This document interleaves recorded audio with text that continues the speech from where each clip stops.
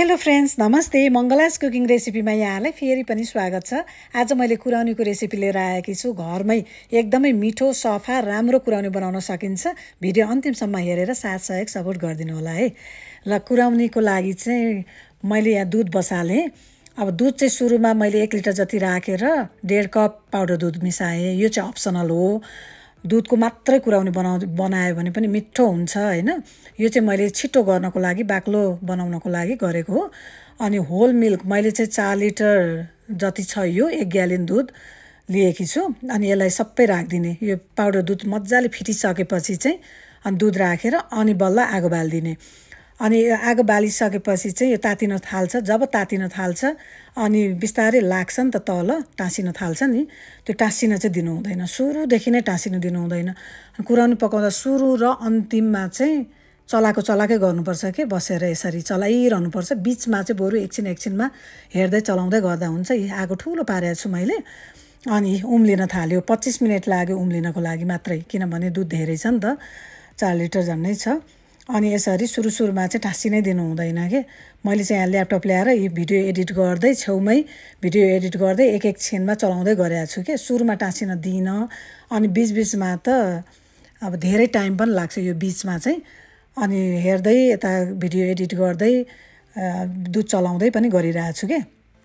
अनि हेर्नुहोस् त घट्दै पनि गइरहेछ, थुप्रै घट्दै गइरहेछ। ल हेर्नुहोस् त बाक्लिँदै पनि गइरहेछ, थुप्रै बाक्लो भइसकेको छ। थुप्रै बाक्लो भएको छ। अनि यसरी अब यो बाक्लो हुन थालेपछि चाहिँ छिट्टो हुन्छ के। यो बिचको टाइममा चाहिँ अलिकति धेरै बेर लागे जस्तो लाग्छ। अनि यो जति घट्दै जान्छ अनि छिट्टो घट्छ के, एकदम छिट्टो पाकेको जस्तो लाग्छ। अनि जति बाक्लो हुँदै जान्छ अनि यो उछिटिँदै पनि जान्छ के, सबै वरिपरि उछिटिन्छ, हात पोल्छ।